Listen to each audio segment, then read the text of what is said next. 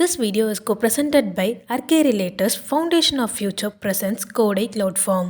கார்த்திகை மாதம் வந்தால் தான் நம்ம அண்ணாமலையாரை பற்றி பேசுவோம். ஆனால் இப்போது அண்ணாமலையார் தாங்க ட்ரெண்டிங்காகவே இருக்கார். ஆனால் இது நீங்கள் நினைக்கிற அண்ணாமலையார் இல்லைங்க. நேற்று வந்து ஒரு கட்சியோட தலைவர் வந்து அரெஸ்ட் பண்ணியிருக்காங்க. அந்த கட்சி தலைவர் வந்து ஒரு ப்ரெஸ் மீட்டு கொடுத்துருக்காரு. அதில் அவர் பேசின பேச்சு தான் இப்போது வீச்சாகவே இருக்குங்க. நீங்கள் இன்ஸ்டாகிராம் பக்கம் போனாலும் சரி, ஃபேஸ்புக்கும் பக்கம் போனாலும் சரி, ஏன் யூடியூப் பக்கம் போனாலும் சரி, இவரோட ஸ்பீச்சு தான் இப்போ வீச்சு மாதிரி மக்கள் மத்தியில் பேசிகிட்டே இருக்காங்க. ஏன்னா அந்த பேச்சில் என்ன சொல்லியிருக்காருன்னா, தமிழக அரசையும் சரி காவல்துறையும் சரி சவால் வர மாதிரி பேசியிருக்காரு. அது மட்டும் இல்லைங்க, இப்போ ஆரம்பிக்கப்பட்ட ஒரு கட்சியையும் வெச்சு செஞ்சிருக்காருங்க அண்ணாமலை அவர்கள். சரி, அண்ணாமலை அவர்களை வந்து ஏன் அரெஸ்ட் பண்ணாங்க, அவர் அப்படி அந்த ப்ரெஸ் மீட்டில் என்ன தான் பேசினாரு அப்படின்னா இன்னைக்கான வீடியோவில் பார்க்க போகிறோம். இது உங்கள் இன்னொன்று லைஃப் ஸ்டைல் சேனல். நான் உங்கள் டேவிட் சுரேஷ். கொஞ்ச நாளைக்கு முன்னாடி தமிழ்நாட்டில் வந்து அமலாக்கத்துறை வந்து ஒரு ரைடு போயிருக்காங்க.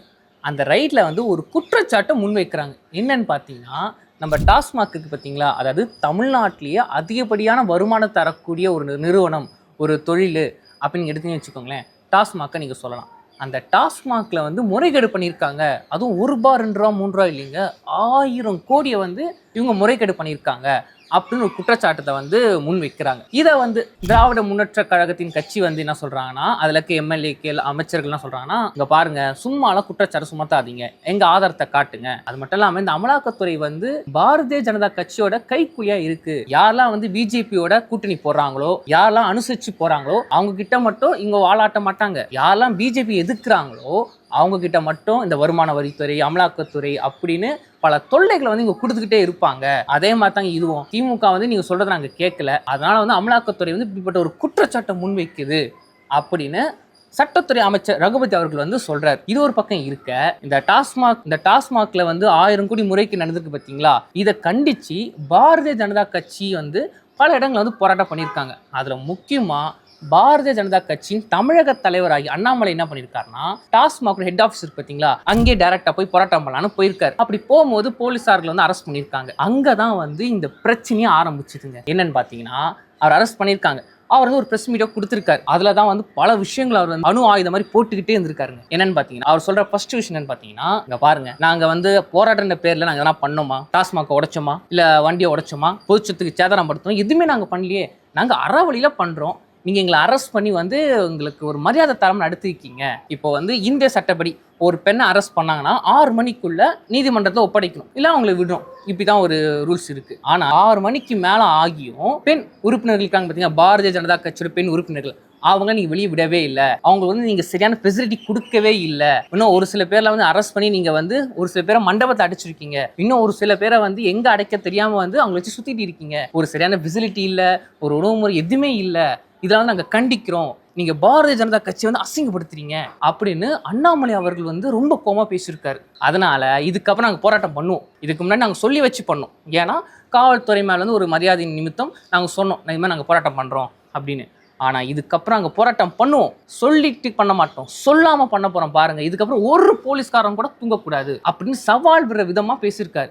ஏன்னா போலீஸ்காரர்கள்லாம் வந்து திமுக சொல்லதான் கேட்குறாங்க, அதனால போலீஸ்காரங்க தூங்க மாட்டாங்க பாருங்க அப்படின்னு அண்ணாமலை அவர்கள் சொல்லியிருக்காருங்க அவங்களோட கட்சி உறுப்பினர்களுக்கு. இது எப்படி இருக்குன்னா, தமிழக அரசையும் காவல்துறையையும் கண்டிக்கிற மாதிரியும் அவங்க மேல வந்து கோமா பேசுற மாதிரியும் இருக்கு. அதுவும் தமிழக அரசும் காவல்துறையும் சேர்ந்து இந்த விஷயத்த பண்றாங்க, இவங்கெல்லாம் கூட்டு களவாணிங்க அப்படின்னு சொல்லுமா அவர் பேசியிருக்காரு. இது ஒரு பக்கம் இருக்க, இதுக்கிடையில வந்து ஒரு பிரஸ் மீட் வச்சாங்க சொன்னாங்க பார்த்தீங்களா, இதுக்கிடையில வந்து ஒரு நிருபர் வந்து கேள்வி கேட்டிருக்கேன். என்னன்னா, நீங்க டாஸ்மாக்ல வந்து இந்த அளவுக்கு ஊழல் நடந்திருக்குன்னு சொல்லி நீங்க வந்து போராட்டம் பண்றீங்க, விஜய் அவர்கள் அப்படின்னு சொல்லும் போதே வந்து தலைவர் வந்து டென்ஷன் ஆயிட்டாப்ல. இதனால அந்த கோவம் எங்க இருந்துன்னு தெரியல, மனுஷன் வந்து பஸ்ட் ஆயிட்டு என்ன சொல்றாருன்னா, இங்க பாருங்க இருங்க, முதல்ல தமிழக வெற்றி கழகத்தின் தலைவராகி விஜய் அவர்களை வந்து இந்த ஹோம் அரசியல் பண்றாரு பார்த்தீங்களா, ஒர்க் ஃப்ரம் ஹோம் மாதிரி வீட்டில இருந்தே அரசியல் பண்றாருங்களே, அதெல்லாம் விட்டுட்டு கொஞ்சம் களத்துக்கு வர சொல்லுங்க. இவர் வந்து பட்டும் படாத மாதிரி வந்து வீட்டிலே இருந்து அறிக்கை மேலே விட்டுக்கிட்டே இருப்பாராம். ஆனால் களத்துக்கு வர மாட்டாராம். களத்தில் இறங்கி போகிற எங்களை வந்து விமர்சிக்கிறாரு. இது எப்படி பொருந்தும்? இப்போ ஒரு கட்சி தலைவர் என்னங்க, மக்களுக்காக போராடணும், மக்களுக்காக நின்று பேசும், இவர் பேசாருங்களா அப்படின்னு குற்றச்சாட்டை வந்து முன்வைக்கிறார். அது மட்டும் இல்லாமல் இப்போ வந்து அறிக்கைலாம் விடுறாருல, அது வந்து ஒரு விமர்சனம் பண்ணுற விதமாக வந்து ஒரு விஷயத்தை வந்து முன் வச்சு சொல்கிறார். என்னன்னா, இவர் ஷூட்டிங் இருந்துக்கிட்டே முக்கியமாக வந்து நடிகைகளுடைய இடுப்பை கிள்ளிக்கிட்டே வந்து அறிக்கை மேலே அறிக்கை விடுவார். நாங்கள் இதை பார்த்துட்டு சும்மா இருக்கணுமா?